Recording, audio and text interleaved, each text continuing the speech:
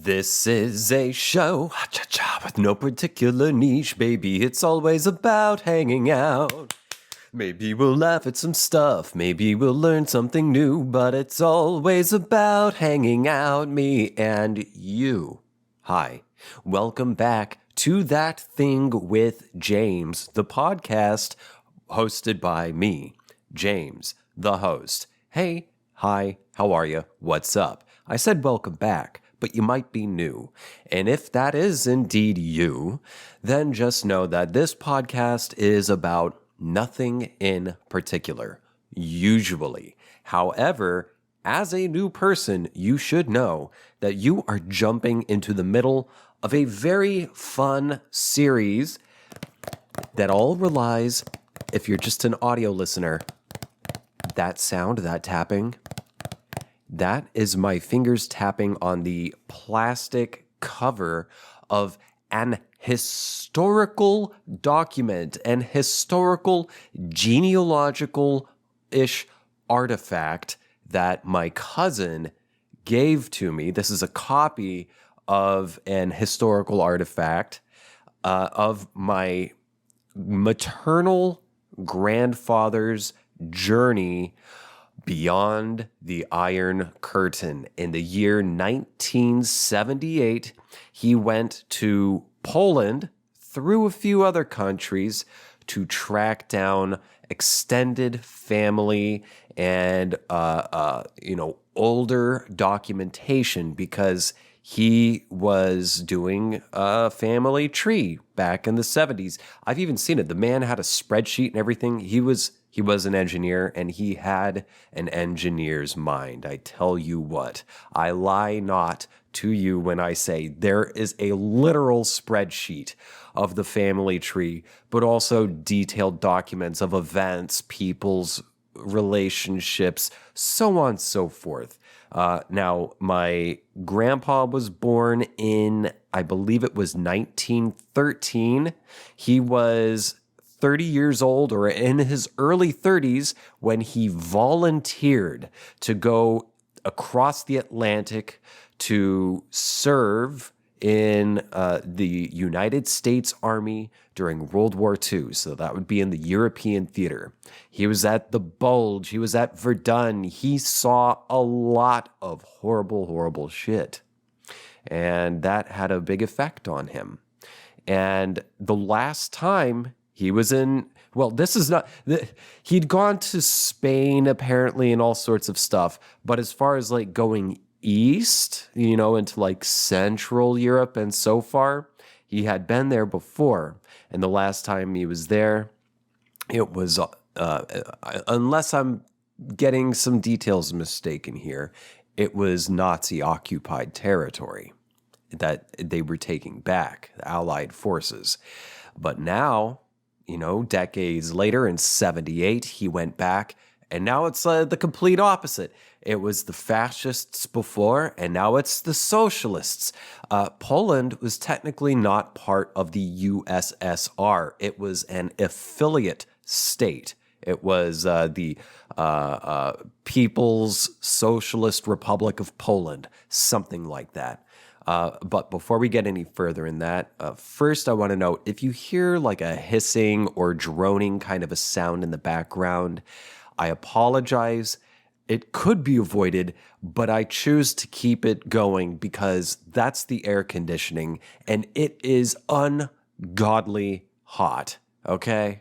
So it's like either I don't want to die getting this stuff to you, so let's see what else.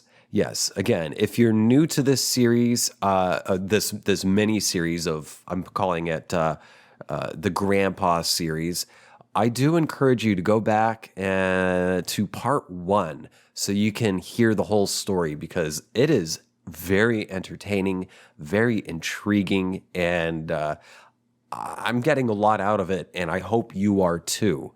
Now, do note that unless you are a patron, you will only be getting half of the story, because the way I've been doing this is, well, on the weeks that I record this podcast, I record 2 episodes, one free one This is this week's free episode. And then right after, I record the bonus episode, which goes on, well, you can get access to it via patreon.com/ThatThingWithJames. So half of this Grandpa series is behind that paywall. Granted, it's not a whole lot, but you get a lot back if you support the show. You get all the Grandpa episodes as well as all the other bonus episodes of this podcast and whatever bonus content I put of the other video series I do, behind the scenes footage, script notes, so on and so forth. Fun stuff. And I also include different perks for different tiers. So if you would like access to the wealth of bonus content I have created, bonus content, bonus episodes, and if you want to help support an independent creator such as myself, become a member at patreon.com/ThatThingWithJames. All right. And usually I this section, I rattle off the rest of my socials, email, my Reddit. I don't feel like doing that. I don't want to waste time. Just know that you can find those details with the usernames, links, so on and so forth in this episode's description, in the little text description when you scroll down or whatever. Hold on. These fucking headphones are making way too much creaky noise. Hold on. Okay, there we go. So yes, and once again, patreon.com/ThatThingWithJames. Save a pigeon, feed an artist, get access to all sorts of bonus content. Patreon.com/ThatThingWithJames, and also family members. Unless you want to become a member and support the effort, that is lovely, and I love you for it. I mean, I love you anyway, but I do appreciate it. However, family members, any of you popping in, I don't want you to feel like I am forcing you to pay me to read a family document. So if you are related to me, reach out to me and I can just provide you access to these episodes.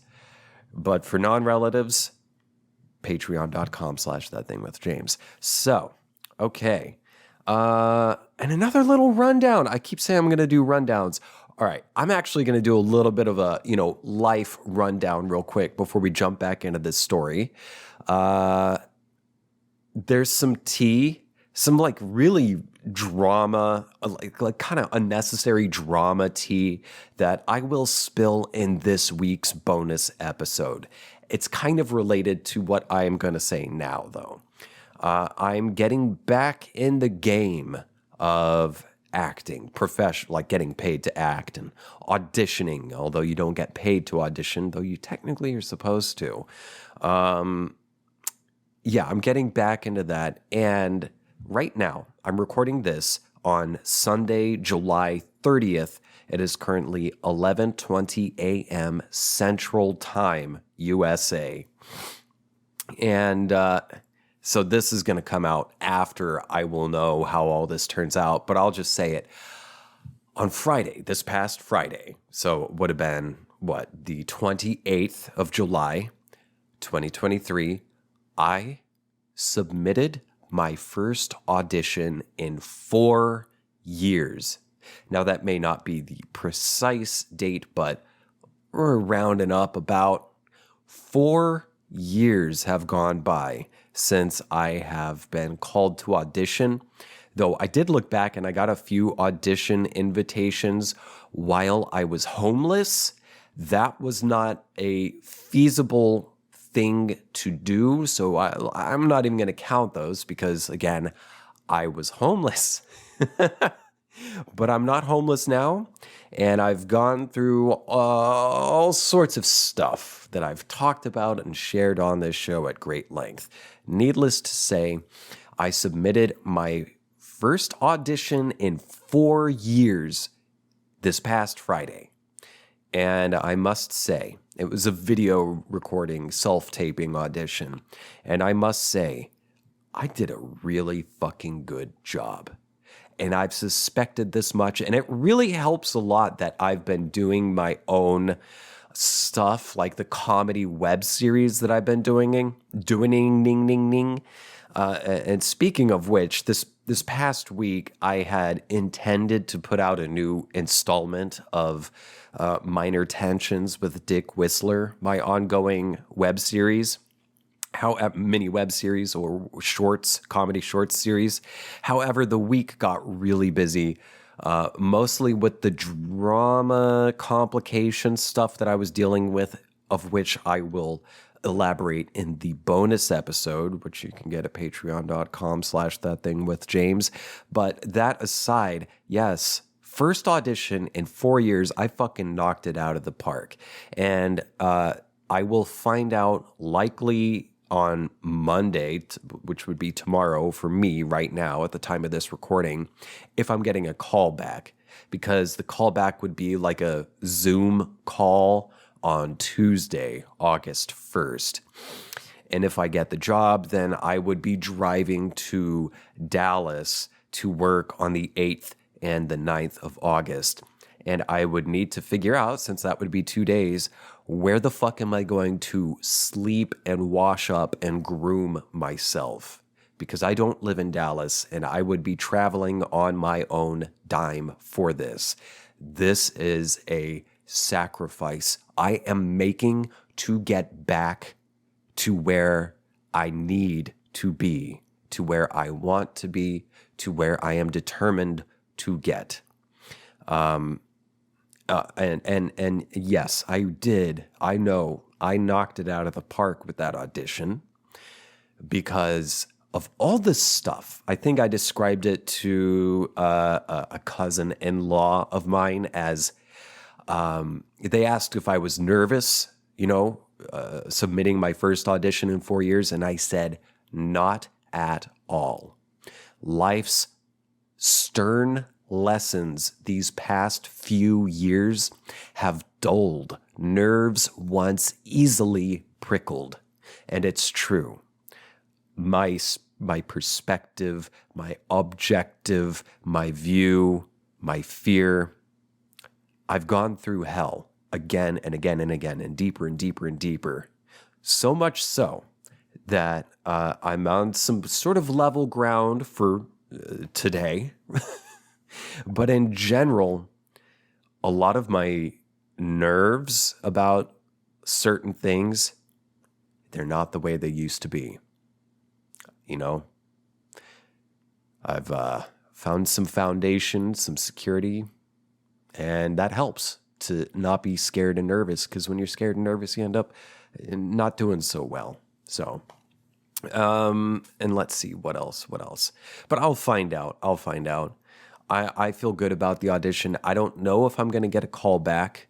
If I don't, I chalk it up to I just don't have the look they're looking for, or perhaps I might just live too far away because I live in Tulsa. So, but that's some fun stuff. All right, enough of that. Let's jump back into the story, shall we? I did not look at well, that's a bunch of receipts I need to scan. Hold on. Let me find my spot real quick. Okay, I found my spot. As per usual, I did not check my notes, so I'm just going to go off some fuzzy memory here of where we left off. Grandpa John had gone through a Kafka-esque bureaucratic experience trying to get his visa extended, a 12-day extension on his visa, and that was an ordeal. And another thing is he visited, one of his cousins took him to visit a large metal statue of Lenin, Vladimir Ilyich Ulyanov. I think that's how you say his name, Vladimir Lenin. And my cousin, who was an American Republican, very anti-communist man, started teasing the cousin that took him, saying, is that our cousin Lenin? That kind of shit. And he also visited this big church. This is a very Catholic family, Polish Catholic, okay? And that's all I know. So let's just jump back in here, yeah? Okay. May 11th, 1978, Thursday. Up at 4 a.m. to be ready to get the 5 a.m. express train for Warsaw. Leokadia just can't see me drinking hot water, so last night and this morning she put in a lemon slice and sugar because my grandpa just his go-to drink, like he's not drinking booze. I don't know if he never drank booze or anything. That wouldn't surprise me. But his go-to drink, they'll offer him tea, coffee, whatever else. He only ever wants hot water, which reminds me of, what's his name? The guy from The Room. I cannot for the life of me. Oh, hi, Mark, that guy. He drinks hot water. That's his thing. He just drinks hot water exclusively as his beverage. And there is a lot of, I'd say, reasonable speculation, maybe some educated guesses that he's from Poland. That guy, why are you tearing me apart, Lisa? That guy, yeah. People think he's Polish. And from what I've read, I think they're probably right. But anyway, yeah, Grandpa drank hot water, and cousin Leokadia just can't stand it anymore. Have some flavoring, Grandpa John. Come on. Okay. She put in a lemon slice and sugar. She also made some sandwiches for me. Oh, last night I gave her the 2.5-year-old darling gave the 2.5-year-old darling Isabella 2 $1 bills. Her mother made her return them to me. We had a bit of discussion over this. Finally, I said, "You and your husband willingly accepted some gifts from me, so why not Isabella?" That clinched it.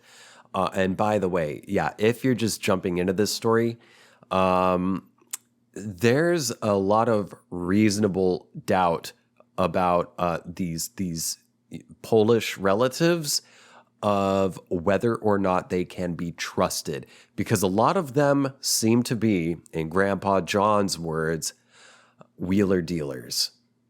I'll let that sink in for a minute. Leokadia has given me a linen tablecloth to give to you, Mary. Mary's my grandma. He was writing a lot of this to her. She again repeated her invitation to return should I be coming back that way before leaving Poland. Oh, yesterday, after returning from Katowice, I'm not sure if I'm pronouncing half of these town names, but whatever. About 4 p.m., she had lunch ready for Derek and me. She saw how tired I was and suggested I take a nap. Hold on. Excuse me. And suggested I take a nap. She got and put the pillow on the sofa. I stretched out. She brought in a blanket and put it over me. I remarked, "This is just like home. My wife does this." "Of course this is your home," she replied. Shortly after 10 a.m., I arrived in Warsaw. I went out the railroad station side that didn't have any taxis, so I returned and went to the other side. There, I told a driver that I wanted to go to Hotel Dam Chiopa, which Walter, last name, has suggested. He told me that his taxi didn't go there and that I had to go downstairs to get a taxi there. I saw none, but did see a line of about 100 people. I wasn't sure whether they were waiting for the taxis, which were not there, or nearby buses, which kept arriving and leaving. About 200 yards away from the end of the line, I spotted 2 parked empty taxis. I went up carrying my 2 heavy pieces of luggage. I told him that I was an American who couldn't speak well in Polish, but I wanted a ride to the hotel. He told me that I would have to get in line. I did. About 10 minutes later, he drove me to the front of the line and got 2 passengers. Then he walked way back to where I was and told me to come. I got in. 2 passengers left at Hotel Bristol. Bristol? I don't know. He then drove me to Dom Chokpa. Dom Chokpa? I don't know. I inquired about a room. He asked for how long. After I said through Sunday, she replied that no rooms were available. I inquired when I might find one. She told me to go to Hotel A. I don't know, that's cut off there, which was a 10-minute walk. Oh, again, the taxi meter read 27 zlotys. The driver said 50 zlotys. I had no change. I got hooked.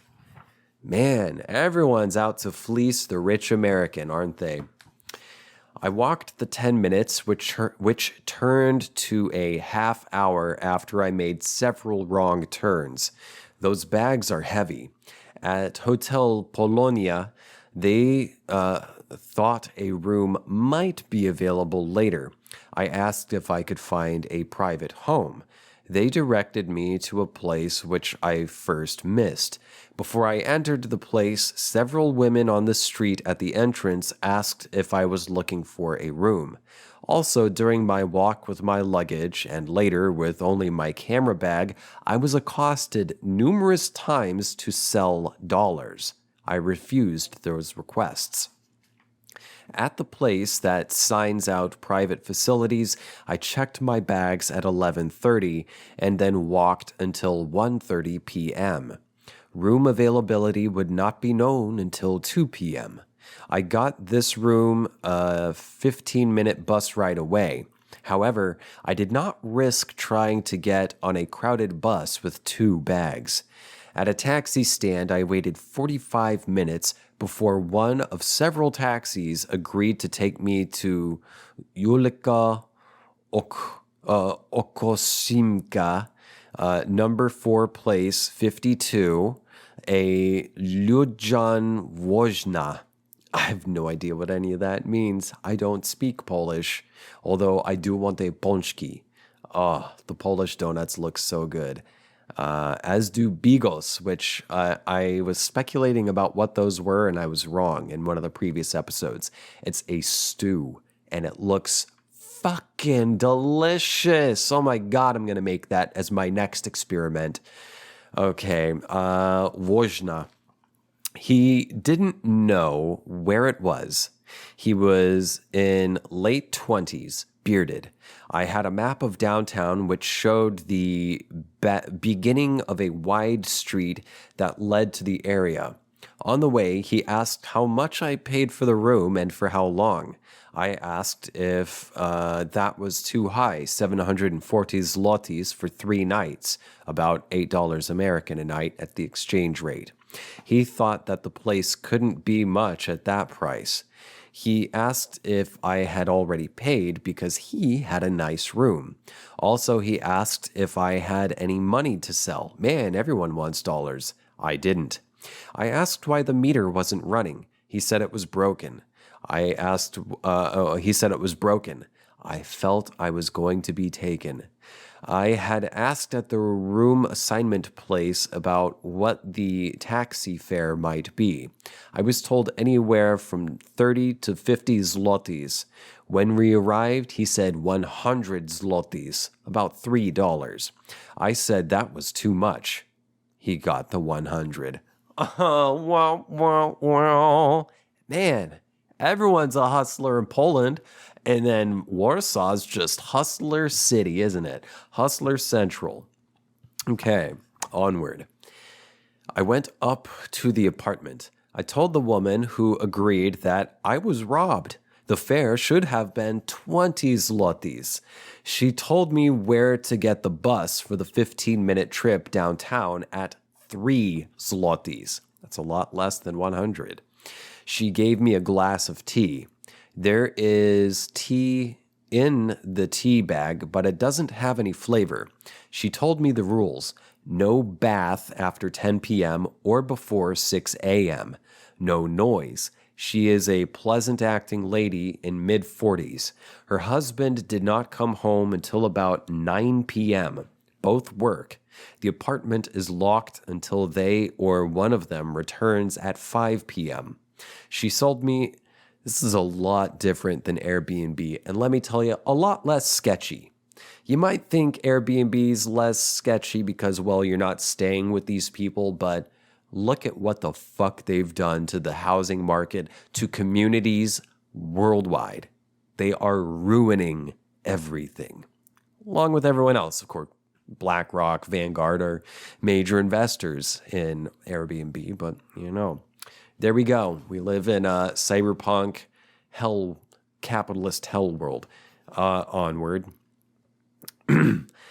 She told me the bus ticket for she sold me a bus ticket for 3 zlotys since the Ruk were tickets. I'm not sure what RUCH means, but the capital R.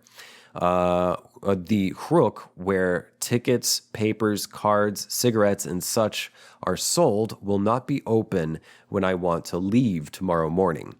The room is small, neat, comfortable looking. I asked which would be my towel. She asked if I had one for her.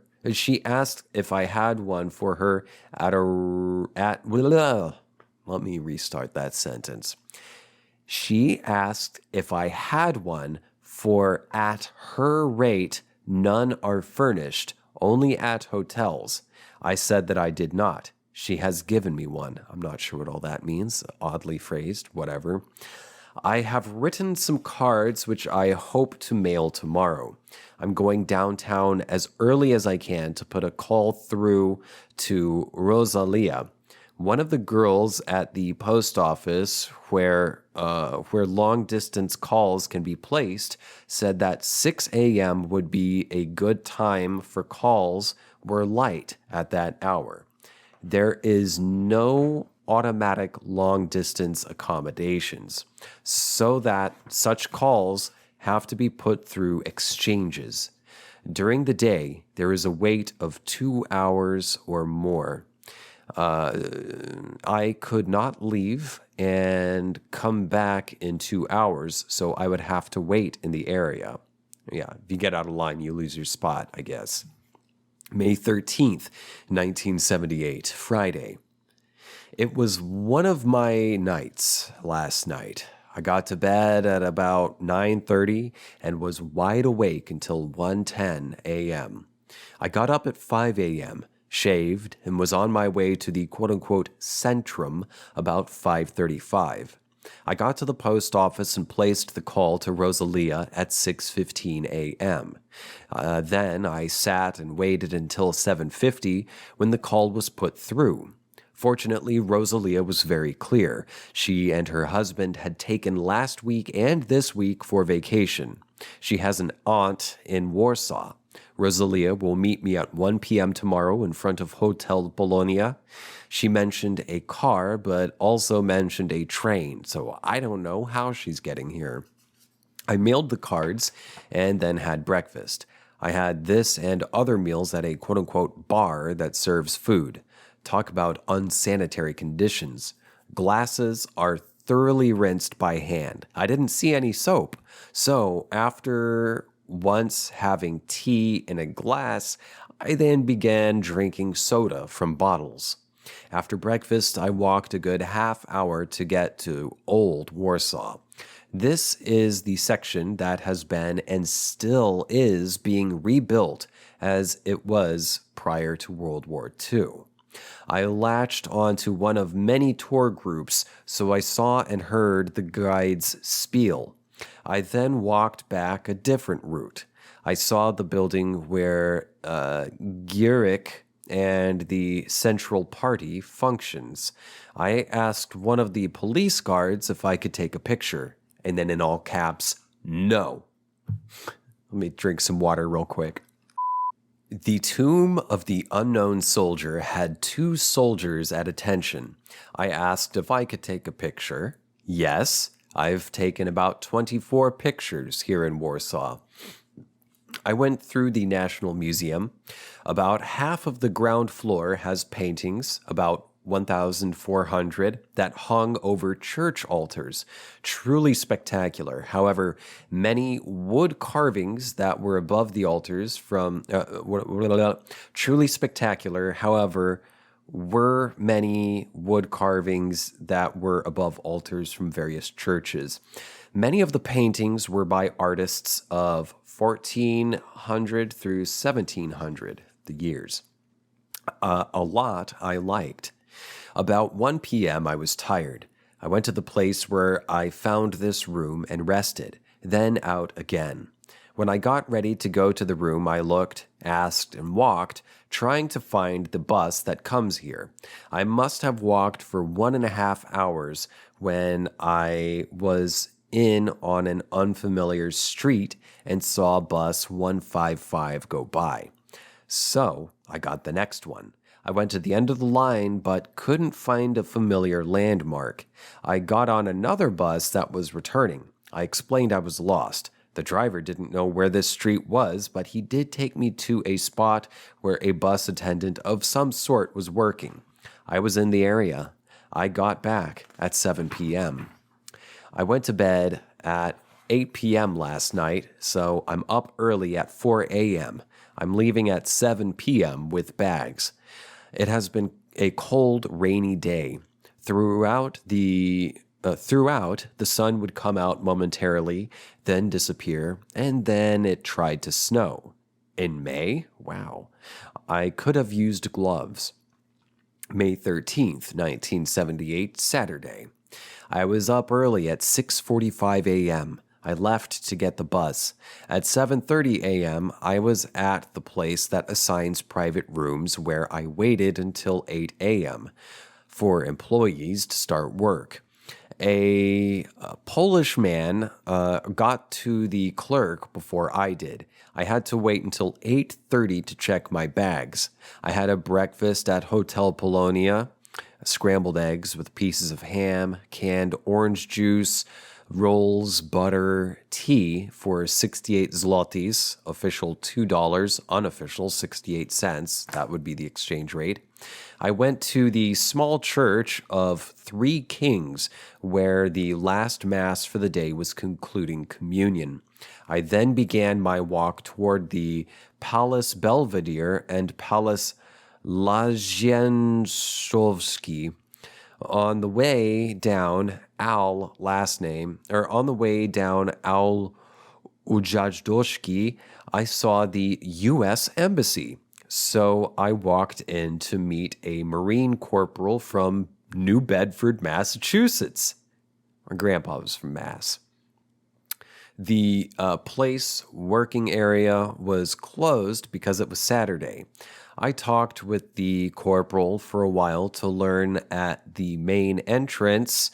Another corporal was from New Bedford. Both were from the same high school but did not know each other or meet each other until they came here. How interesting, a bunch of massholes meeting in Warsaw, Poland. The building is 4 or 5 stories, glass, brick, plain, but in good taste. This street is Embassy Row, so I passed other embassies. On a side of Palace Belvedere, I went up a small dirt path that led to the back. I was stopped by a soldier and told that no one was permitted in the area. An electrified fence was there. I went to the front where at the large entrance area, I saw a group of people. I kept walking past them towards the entrance when I was stopped by a commissioned officer. This palace is the working palace of the President of Poland. I talked to the officer for some 10 minutes. I also saw the monument to F. Chopin. It is huge. I went to the Palace Lodziendowski to find several tourist groups waiting at the entrance. Only a limited number of people were allowed to go in at one time. It was 11 a.m. I could not wait for a couple hours to get in, for I had to be back at the Hotel Polonia to meet Rosalia. At the U.S. Embassy, I talked to an attractive Polish woman, an employee who spoke English, not US or British, but with a slight accent. I chatted with her for perhaps 10 minutes. I asked her to get a few Polish emblems to stick to paper. I had not been able to find any. If she does, the corporal will mail them to me. And I think right there, I'm going to stop for this episode. And, I'll pick up in this week's bonus episode. So if you want to hear the continuation of this story, become a member at patreon.com/ThatThingWithJames. And those of you who are already patrons, I thank you for your patronage, for your support. It is greatly appreciated and a big help. And then also, if you want to find my social medias, my show email, my Reddit, all that stuff is written in the episode description. Thank you for tuning in. I hope you stick around. Maybe go check out the bonus episodes so you can hear this whole story. And if not, well, I'll catch you next week. Thanks for tuning in. I love you. Bye.